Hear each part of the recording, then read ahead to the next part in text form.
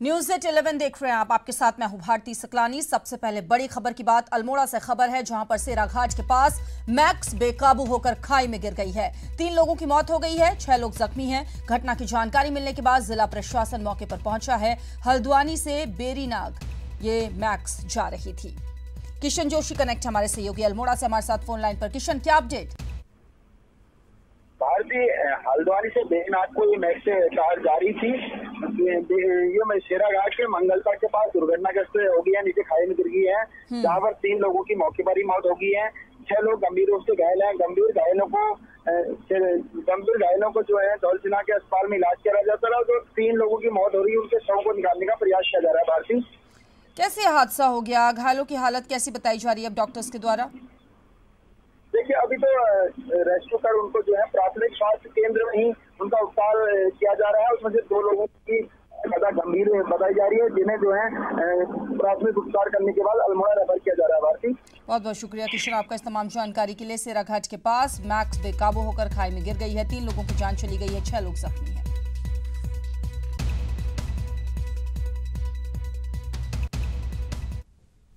आगे बढ़ेंगे, खबर लखनऊ से है। राजभवन में योगा अभ्यास का आयोजन आज किया गया। कार्यक्रम में राज्यपाल राम नायक, सीएम योगी, yoga guru Baba Ramdev, deputy CM Keshav Prasad Maurya, doctor Dinesh Sharma, cabinet मंत्री सिद्धार्थ नाथ सिंह, श्रीकांत शर्मा सहित बड़ी संख्या में लोगों ने शिरकत की है। कार्यक्रम में बाबा रामदेव के नेतृत्व में सभी लोगों ने योग का अभ्यास किया। फिर बीच में रुक जाएंगे। एक महायोगी राजयोगी है और दूसरा महायोगी असला योगी भी है, और जिन्होंने सारे हिंदुस्तान में ही नहीं तो सारे दुनिया में योग का मतलब क्या है, आम आदमी को योग के साथ जोड़ने का जो ऐतिहासिक काम उन्होंने किया है, मैं बाबा रामदेव जी को और साथ ही साथ यहाँ आने हुए सभी लोगों को इसलिए धन्यवाद देता हूँ। 21 जून 2017 को तीसरा अंतर्राष्ट्रीय योग दिवस हम मनाएंगे, और उस दिन पर सारे हिंदुस्तान के ही नहीं तो सारा दुनिया का नज़र लखनऊ में होगा। और प्रधानमंत्री जी, मुख्यमंत्री जी सबके साथ पहले ऐसा लक्ष्य रखा था कि 50,000 लोगों के साथ योग करेंगे, लेकिन ये बहुत बाढ़ आने लगी है। और मुझे लगता है कि लखनऊ में उद्यान तो बहुत है, लेकिन शायद उद्यान भी कम पड़ेंगे। इतनी बड़ी संख्या में लोगों का उत्साह देखने के लिए मिल रहा है। योग पद्धति पर बोलने का मेरा कोई अधिकार नहीं है, लेकिन मैं इतना ज़रूर जानता हूँ कि 5,000 साल पुरानी ये योग पद्धति है, और योग शारीरिक स्वास्थ्य के साथ ही साथ मानसिक स्वास्थ्य भी देता रहता है। और हजारों साल के पहले जब आज के जैसे वैज्ञानिक उपकरण नहीं थे, तब भी मनुष्य के शरीर का अभ्यास किस प्रकार से अपने पूर्वजों ने किया और उसका लाभ कितना हो रहा है, आज हमको, और केवल हमको ही नहीं तो दुनिया को मालूम हो रहा है। और इसलिए दुनिया ने अंतर्राष्ट्रीय योग दिवस मनाने का संकल्प किया, और ऐसा संकल्प कराने के लिए मैं प्रधानमंत्री नरेंद्र मोदी जी का अभिनंदन करूंगा, क्योंकि 21 जून एक प्रकार से देखा जाए तो बहुत छोटा सा ऐसा कार्यक्रम पहले लगता था, लेकिन देखते देखते जिस प्रकार से लोग आते गए हैं और आ ही रहे हैं और आते ही रहेंगे, योग का सर्वयोग लाभ सारी दुनिया को निश्चित तौर पर होगा। और जो कहा जाता है कि prevention is better than cure, तो कई दवाई कंपनियों को ऐसे लगने लगा है कि भाई इसी प्रकार सब लोग योग करेंगे तो हमारी दवाएं कौन लेगा। देश के यशस्वी प्रधानमंत्री आदरणीय श्री नरेंद्र मोदी जी की प्रेरणा से और उनके प्रयास से भारत की इस प्राचीन विधा योग को अंतर्राष्ट्रीय मान्यता मिली और इस क्रम में ये तृतीय अंतर्राष्ट्रीय योग दिवस में आदरणीय प्रधानमंत्री जी का सानिध्य उत्तर प्रदेश की 22 करोड़ जनता को प्राप्त होगा। 21 जून को आदरणीय प्रधानमंत्री जी के सानिध्य में आयोजित अंतर्राष्ट्रीय योग दिवस की पूर्व तैयारी के लिए इस प्रदेश के अभिभावक के रूप में हमारे आदरणीय राज्यपाल महोदय ने इस विशेष योग प्रशिक्षण शिविर का यह आयोजन आज यहां पर राजभवन में किया है। यह योग शिविर अपने आप में ऐतिहासिक क्षण है। उत्तर प्रदेश राजभवन के इतिहास में पहला यह अवसर हो रहा है जब भारत की ऋषि परंपरा के इस प्रसाद, भारत की इस प्राचीन योग की विधा को हम सब राजभवन में सामूहिक रूप से एक साथ यहां पर उसका प्रशिक्षण ले रहे हैं, उसका अभ्यास कर रहे हैं। मैं इस अवसर पर आदरणीय राज्यपाल महोदय जी का, योग गुरु आदरणीय बाबा रामदेव जी का, योग गुरु स्वामी भारत भूषण जी का और आप सभी गणमान्य अतिथियों का हृदय से स्वागत करता हूं, अभिनंदन करता हूं। राजभवन में योग कर रहे मंत्रियों से बात की हमारे सहयोगी अजीत सिंह ने। तरीके की तैयारी और अनूठा प्रयास है, पहली बार इस तरह का कोई कार्यक्रम राजभवन में। योग तो पूरी तरह से निरोग करने का एक कार्यक्रम है और आज आप सब जानते हैं 21 जून विश्व योग दिवस है। माननीय प्रधानमंत्री जी का आगमन हो रहा है और आज उसका अभ्यास भी हुआ, बहुत अच्छा लगा है। देखिए, पूरे देश में नहीं पूरे विश्व में 21 जून का प्रतीक्षा हो रहा है और 21 जून को पूरा दुनिया योग दिवस के रूप में मनाएगा। ये भारत की विधा है और भारत की इस विधा को जिस प्रकार से पूरे देश के साथ साथ पूरी दुनिया में माननीय मोदी जी के नेतृत्व में इसको एक सम्मान योग मिला है। लखनऊ की जनता तो इसमें आह्लादित है कि 21 जून को प्रधानमंत्री जी आएंगे। बाबा रामदेव जी के सानिध्य में आज यहाँ के वरिष्ठ मंत्री, मुख्यमंत्री, राज्यपाल, उप मुख्यमंत्री सबके साथ में आज बहुत अच्छा पूर्वाभ्यास यहाँ पर लखनऊ की धरती पर राज्यपाल भवन में हुआ है। और मैं समझता हूँ कि योग का महत्व न केवल शरीर को स्वस्थ करना, मन मस्तिष्क को स्वस्थ करना, बल्कि स्वस्थ चिंतन के लिए स्वस्थ शरीर, ये एक लाभदायक बन के आज सामने आया है। हमारे साथ ऊर्जा मंत्री श्रीकांत शर्मा जी। सर, अब योग आम जीवन में आ चुका है, तो क्या उत्तर प्रदेश की गवर्नमेंट अब इसे अनिवार्य भी करेगी? नहीं, योग तो है ही है, इसमें तो और अच्छा भी है और ये निजी आपके स्वास्थ्य के लिए भी अच्छा है। आपका मानसिक, जिस तरह से आप आगे हम परंपरा को आगे बढ़ा रहे हैं तो मानसिक शांति भी मिलती है, आपके स्वास्थ्य को भी लाभ मिलता है और जिस तरह से भारतीय संस्कृति का प्रचार प्रसार दुनिया में हो रहा है तो निश्चित रूप से हमें उसका एक लाभ लेना चाहिए और इसको आगे बढ़ाना चाहिए। पूरा ये प्रांगण राजभवन का है उत्तर प्रदेश का, किसी राजभवन में पहली बार इस तरीके का कार्यक्रम मनाया जा रहा है योगाभ्यास का। निश्चित तौर पर ये सराहनीय और प्रधानमंत्री जब 21 जून को आएंगे तो इसकी रूपरेखा भी बदल जाएगी। कैमरा गुलजार के साथ अजीत सिंह, ETV न्यूज, लखनऊ।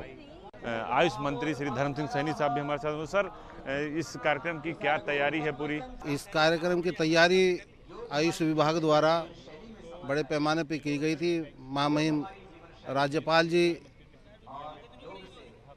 की अनुमति से, और ये बहुत ही गर्व की बात है कि 21 जून को विश्व योग दिवस के रूप में जो मनाया जा रहा है उसका योगाभ्यास आज राजभवन में किया गया। मैं इसके लिए योग गुरु बाबा स्वामी रामदेव जी का धन्यवाद करता हूं कि उन्होंने यहाँ आकर के हमें योगाभ्यास करवाया। आज बहुत ऊर्जावान योगाभ्यास था और आने वाली 21 तारीख के लिए सभी लोग, पूरे प्रदेश ही नहीं पूरे देश के लोग एक तैयारी कर रहे हैं कि पूरे दुनिया को एक अच्छा मैसेज दिया जाए और इस योग के ज्ञान को, इस योग के ये जो एक मिशन चला है इसको सार्थकता से हम आज तीसरे साल बढ़ा रहे हैं। इसको और आगे बढ़ाने के लिए ये पूरा अभ्यास हो रहा है। योग करो और स्वस्थ रहो, यही संदेश हमारे पूरे देश के सभी देशवासियों के लिए है। जितना भी हम योग करेंगे उतना ही हम अपने शरीर को, तन मन को स्वस्थ रखेंगे। ये जो देश में पहले से परंपरा रही है, पहले समय प्राथमिक विद्यालयों में पीटी टीचर प्रैक्टिकल कराया करते थे, कदम ताल, जालिम, डमरू, वो काम बंद हो गया है। उसी काम को पुनः जो योग के रूप में शुरू किया गया है कि जिस परिश्रम करे, मेहनत करे, अभ्यास करे तो आगे सुख समृद्धि मिले। देखिए, तैयारी तो देख सकते हैं कि किस तरीके से उत्तर प्रदेश ऐसा पहला प्रदेश है जहां पर राजभवन में प्रैक्टिस के लिए राजभवन खोला गया, तो कहीं ना कहीं तैयारी दिख रही है कि उत्तर प्रदेश पूरे जोर शोर से अंतर्राष्ट्रीय योग दिवस की तैयारी में लगा हुआ है, जुटा हुआ है। तो सरकार में सिर्फ पुरुष ही नहीं, महिला मंत्रियों ने भी जमकर भाग लिया और पूरा ये प्रांगण राजभवन का है। उत्तर प्रदेश का किसी राजभवन में पहली बार इस तरीके का कार्यक्रम मनाया जा रहा है योगाभ्यास का। निश्चित तौर पर यह सराहनीय और प्रधानमंत्री जब 21 जून को आएंगे तो इसकी रूपरेखा भी बदल जाएगी। कैमरामैन गुलजार के साथ अजीत सिंह, ETV न्यूज, लखनऊ। सीतापुर में बेखौफ बदमाशों ने एक व्यापारी, उसकी पत्नी और बेटे पर ताबड़तोड़ गोलियां चलाकर उनकी हत्या कर दी। व्यापारी के पास से कैश से भरा हुआ बैग भी लेकर मौके से फरार हो गए। इस वारदात से पूरे शहर में सनसनी फैल गई। घटना की सूचना मिलने के बाद ADG क्राइम, IG समेत DM, SP ने घटनास्थल का जायजा लेकर जांच शुरू कर दी है। दरअसल दाल के थोक व्यापारी सुनील जायसवाल देर शाम अपनी दुकान बंद करके जब घर के सामने पहुंचे तो बाइक सवार बदमाशों ने लूट के इरादे से उन्हें गोली मार दी। गोली की आवाज सुनकर जब उनकी पत्नी और बेटा दरवाजे पर आए तो बदमाशों ने ताबड़तोड़ फायरिंग करके उन्हें भी मौत के घाट उतार दिया। इस दौरान पड़ोस का एक व्यक्ति भी गोली लगने से मामूली रूप से घायल हो गया है। वहीं इस घटना के बाद आज सीतापुर में बाजार बंद किया गया है।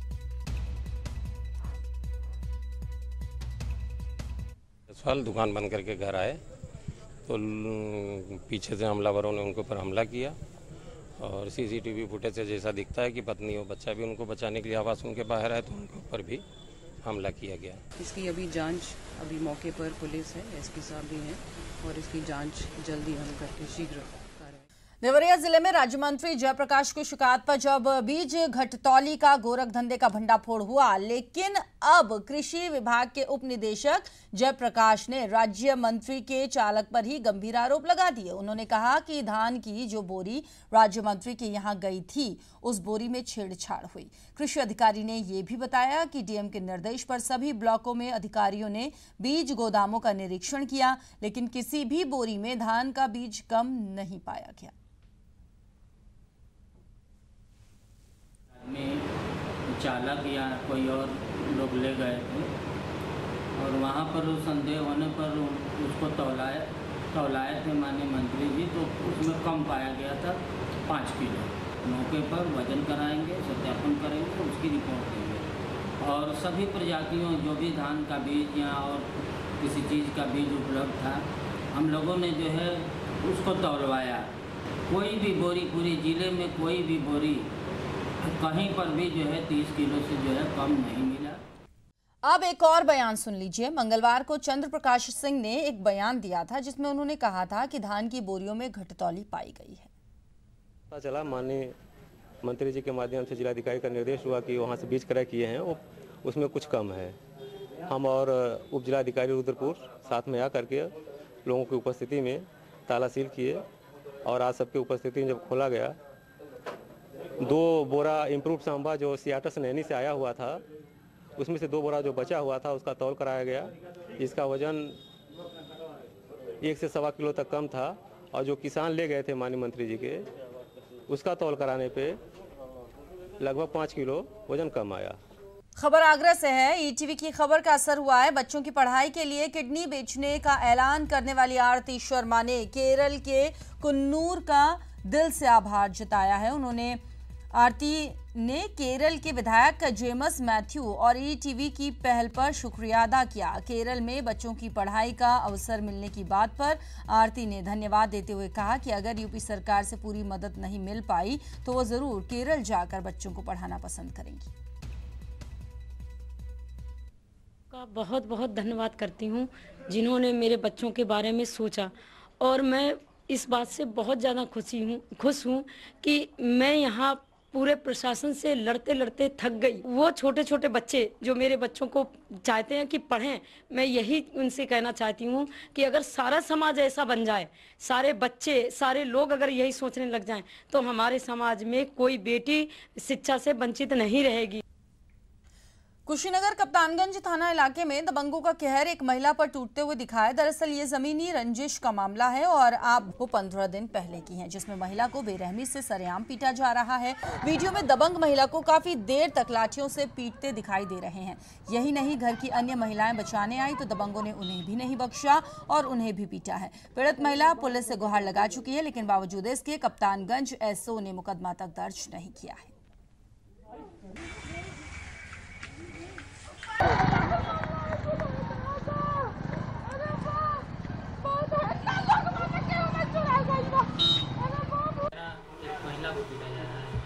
पुलिस ने अब तक उस मामले में एफआईआर तक नहीं दर्ज की। ये अभी आपके द्वारा प्रकाश में लाया गया है। अगर वो जानकारी में आएगा, इसको जानकारी कराई जाएगी और कार्रवाई की जाएगी।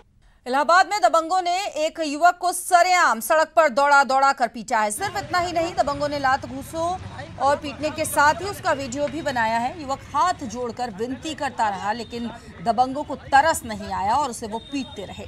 वीडियो 2 महीने पहले का बताया जा रहा है, जो कि अब सोशल मीडिया पर वायरल हुआ। शर्मनाक वाकया उस समय पेश आया जब एक वर्दीधारी चौकी इंचार्ज ने एक परिवार की महिलाओं के साथ अभद्रता की। यही नहीं, विरोध करने पर परिवार के एक युवक की पिटाई भी कर दी। चौकी पर लोगों के हंगामे के बाद आरोपी दारोगा को आला अधिकारियों ने मेडिकल के लिए भेजकर कार्रवाई का आश्वासन दिया है। दरअसल सहारनपुर के अति व्यस्त और पॉश एरिया कोर्ट रोड पर पार्श्वनाथ चौकी इंचार्ज ने कार में बैठे एक परिवार की महिलाओं पर आपत्तिजनक टिप्पणी कर दी। आरोप है कि जब महिला के पति ने इसका विरोध किया तो चौकी इंचार्ज ने उसे जमकर पीटा।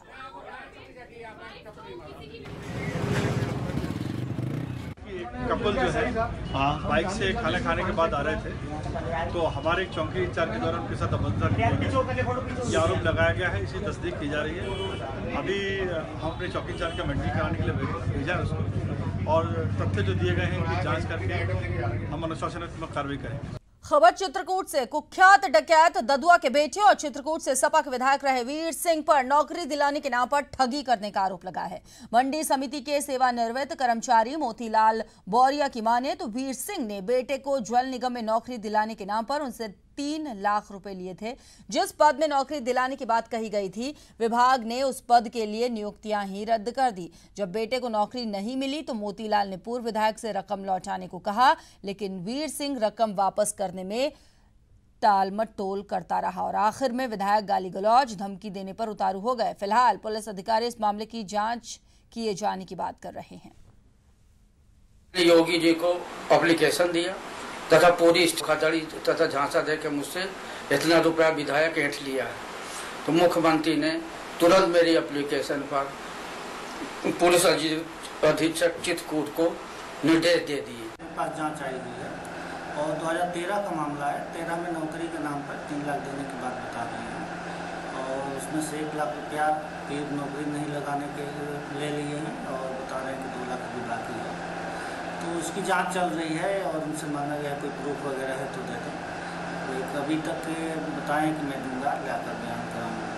मऊ में बारात का खाना खाकर लगभग 150 बारातियों सहित 200 लोग बीमार हो गए हैं। बारात का खाना खाकर लोग फूड पॉइजनिंग की चपेट में आ गए। उल्टी और दस्त उन्हें हुए हैं। आनन फानन में किसी तरह से सभी बीमार लोगों को जिला अस्पताल लाया गया, जहां जिला अस्पताल सहित जिला प्रशासन में हड़कंप मच गया। साथ ही जिला अस्पताल में बीमार मरीजों को जहां भी स्थान मिला वहीं पर उनका इलाज शुरू किया गया।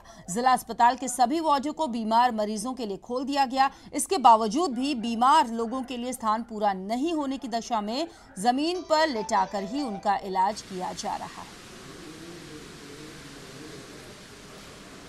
ज्यादा कंडीशन खराब थी, आपने आत्महत्या के प्रयास के बहुत से मामले सुने और देखे होंगे, लेकिन मनपसंद कोल्ड ड्रिंक नहीं मिलने पर आत्महत्या के प्रयास करने की खबर आपने कभी नहीं सुनी होगी। इस महिला को देखिए, और श्रावस्ती की महिला है, गिलौला थाना क्षेत्र का पूरा मामला, जहां पर पत्नी को मनपसंद कोल्ड ड्रिंक नहीं लाने पर दोनों के बीच में नोकझोंक हुई है, पति पत्नी के बीच में, और पति गुस्से में बाहर निकल गया। लेकिन वापस लौटने पर कमरे का नजारा देखकर उसके होश उड़ गए। पत्नी पंखे से झूल रही थी। पति ने पत्नी को तत्काल गिलौला PSC में भर्ती कराया, लेकिन हालत नाजुक देखते हुए डॉक्टर ने बहराइच रेफर कर दिया। बहराइच के डॉक्टर्स ने भी उसे KGMU रेफर किया है। सिर्फ मनपसंद कोल्ड ड्रिंक नहीं, वो कोल्ड ड्रिंक को लेकर झगड़ा हुआ था, उसमें वो थम्स अप उसने मंगाया था, लेकिन उनका लेके आए थे उसके हस्बैंड। इस बात से वो नाराज हुई, कहा सुनी आपस में हुई, उसका आदमी चला गया बाहर जो है। उसके बाद उसने फांसी लगा ली और उसको गंभीर कंडीशन में लेकर 12:30 रात में जिला अस्पताल में भर्ती कराया गया। केंद्रीय मंत्री अनुप्रिया पटेल की भांजी की मौत के मामले में चिकित्सीय लापरवाही सामने आई है, और इस मौत के लिए सीधे तौर पर डॉक्टर्स की लापरवाही और अस्पताल में सुविधाओं के अभाव को वजह बताया गया। गरिमा झांसी में शादी में परिजनों के साथ इलाहाबाद आई थी। यहां उसे अचानक से दौरा पड़ा और वो गिर गई। परिजन यहां के निजी अस्पताल लेकर गए। परिजनों ने डॉक्टर्स पर आरोप लगाया कि उन्होंने मरीज को देखना भी मुनासिब नहीं समझा। साथ ही आरोप है कि वेंटिलेटर होते हुए भी हॉस्पिटल में न होने की बात उनसे कही गई। परिजनों को यही लग रहा है कि अगर उससे उस समय डॉक्टर्स देख लेते तो उनकी बेटी बच जाती। अब वो हॉस्पिटल के खिलाफ कार्रवाई के लिए मांग कर रहे हैं। वेंटिलेटर वहाँ होते हुए भी उन्होंने ये कहा कि साहब वेंटिलेटर नहीं है, जहाँ पर है वहाँ पर आप ले जाइए। अगर इनिशियली हमारे 10 मिनट, क्योंकि उसको सम ब्रेन में ऑक्सीजन की सम प्रॉब्लम डॉक्टर्स ने PGI में बताया, तो अगर वो ऑक्सीजन उस समय तक आ जाती तो शायद ब्रेन जो है आगे फंक्शन कर लेता, या हम लोग मेडिकली उसको अपडेट करा के फंक्शन कर लेते, मैनेज कर सकते। But due to this negligence ventilator वहाँ गेट पे लगाया नहीं जा सकता। 2 वेंटिलेटर हमारे पास हैं, दोनों उस दिन अनलकीली वर्किंग हालत में नहीं थे। फिर भी उतना समय बर्बाद होता है कि उसको हम करते, ट्यूब पे डालते, बैग पे लेते और फिर कहीं और शिफ्ट करते, तो और उसके लिए हानिकारक होता है। चलिए खबर उत्तराखंड से लेते हैं। उत्तराखंड विधानसभा में आज सर्वदलीय बैठक बुलाई गई है। विधानसभा सत्र के मद्देनजर बैठक 3 बजे से लेकर 4 बजे तक होनी है। समय निर्धारित किया गया है और इसमें CM त्रिवेदी मौजूद रहे।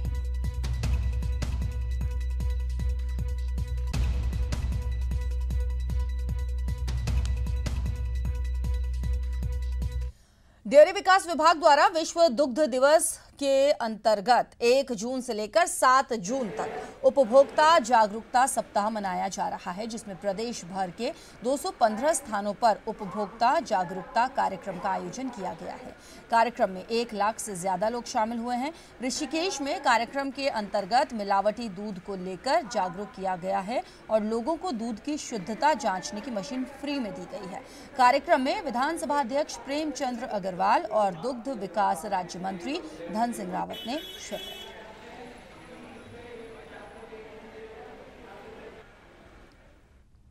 पौड़ी जिला प्रशासन कावड़ यात्रा को लेकर तैयारियों में जुट गया है। DM पौड़ी और SSP पौड़ी ने कावड़ यात्रा को लेकर नीलकंठ और लक्ष्मण झूला थाने में सभी संबंधित विभागों के अधिकारियों की बैठक ली है और 30 जून तक सभी विभागों के बचे हुए काम पूरे करने के निर्देश अधिकारियों को दे दिए हैं।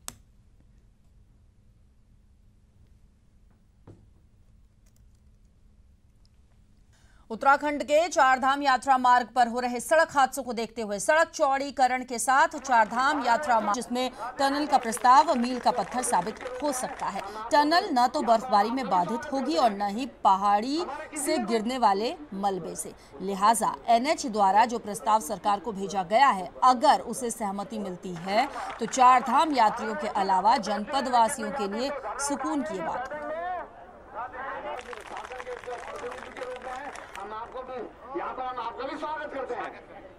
हमारे किसी ने कोई गंगोत्री धाम में स्नान घाट सुरक्षा के लिहाज से नहीं बन सका और कार्यदायी संस्था बजट का रोना रो रही है और इसी यात्रा काल में 2 श्रद्धालु स्नान के समय गंगोत्री में गंगा की तेज धार में बह गए हैं, जिनके शव अभी तक बरामद नहीं हुए हैं। ETV ने प्रमुखता से इस खबर को उठाया, जिसके बाद DM ने गंगोत्री में गंगा की धारा के पास जाना प्रतिबंधित कर दिया है। आप अंदर को दिखा